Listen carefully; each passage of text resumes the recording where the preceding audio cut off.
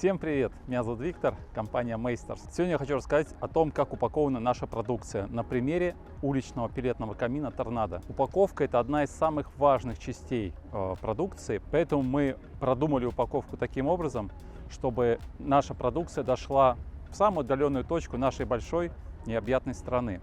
Коробка довольно-таки объемная, длина у нее 1,5 метра. В целом она в легковую машину помещается, но нужно учитывать, что она займет 2 сиденья, переднее и заднее, при разложенном сиденье. Это важно. Давайте откроем и посмотрим, как она упакована внутри.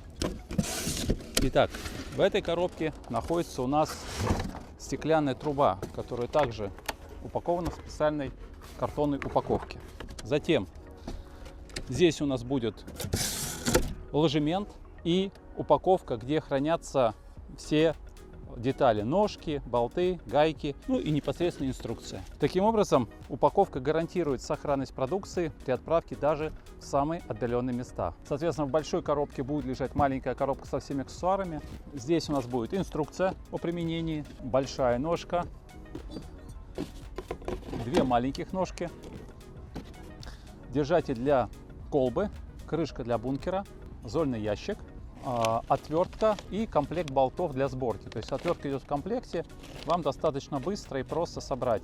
В корпусе нашего камина находятся резьбовые втулки, соответственно, вы просто берете болты и прикручиваете ножки согласно инструкции. В следующем ролике я расскажу о том, как собрать наш камин и запустить его. До встречи! Итак, вы получаете корпус и непосредственно аксессуары, которые идут в комплекте. В комплекте вы получите необходимые болты и отвертку для сборки. В самом корпусе нашего камина находятся резьбовые втулки, которые позволяют легко и просто собрать наш камин. Итак, по порядку берем ножки и прикручиваем их к корпусу. Отверстие ножек имеет продолговатое отверстие для того, чтобы вы могли их отрегулировать, если вдруг ваша поверхность неровная, чтобы камин стоял ровно. Ну, соответственно, таким же образом мы подключаем все остальные ножки. И после чего нам остается прикрутить держатель для колбы. Он также прикручивается болтами, которые идут в комплекте с изделием. Когда будете прикручивать, важно поймать правильное положение этого держателя, для того, чтобы колба стояла ровно. Ну, если вдруг перепутаете, несложно ее перекрутить. Соответственно, монтаж у нас занял около 2 минут. Осталось поставить крышку на место и установить зольный ящик. Камин готов к работе, можно его разжигать.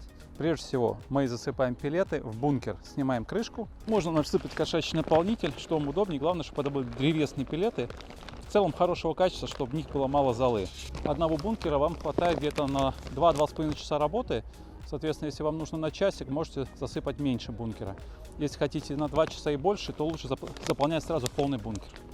Итак, после того, как вы засыпали пеллеты, мы обязательно закрываем наш бункер, чтобы не было обратной тяги. Сейчас пеллеты находятся на дне камеры сгорания.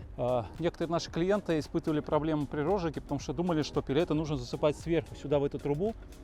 Этого делать не стоит. Достаточно просто засыпать сюда пеллеты и затем использовать либо средства для розжига, жидкие какие-то средства. Но мы рекомендуем использовать сухой спирт в таблетках. Он продается в любом магазине Leroy. На Озоне можете его приобрести. У некоторых производителей он уже идет в комплекте с таким черкашом, который можно зажечь без спичек, а коробок. Поджигаем наш сухой спирт.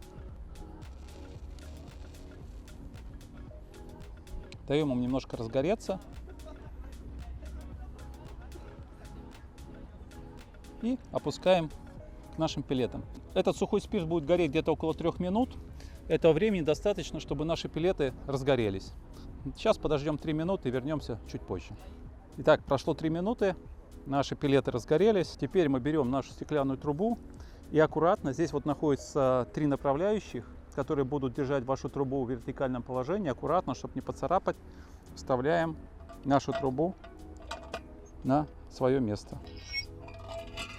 Устанавливаем трубу в посадочные места. Теперь нам нужно запастись терпением. Где-то минут через 20-25 наш камин выйдет на свою рабочую мощность. Соответственно, мы вернемся к вам минут через 20.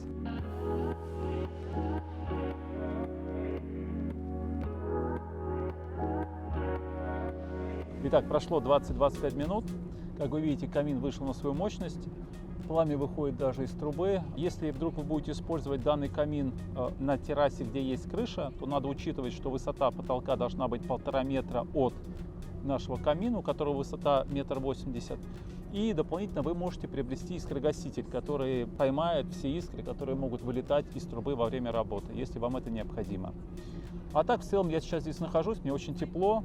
Теплоотдача здесь 7,5 киловатт, соответственно, здесь находиться очень тепло, и в радиусе 1,5 метров все ваши друзья, близкие будут ощущать тепло даже в морозный зимний день. Ну что же, на этом будем прощаться. Вся продукция доступна к продаже, находится в Нижнем Новгороде на складе. Приглашаем к сотрудничеству, покупайте. Надеемся, она вам понравится. Всего доброго, до свидания. Ставьте лайки и подписывайтесь.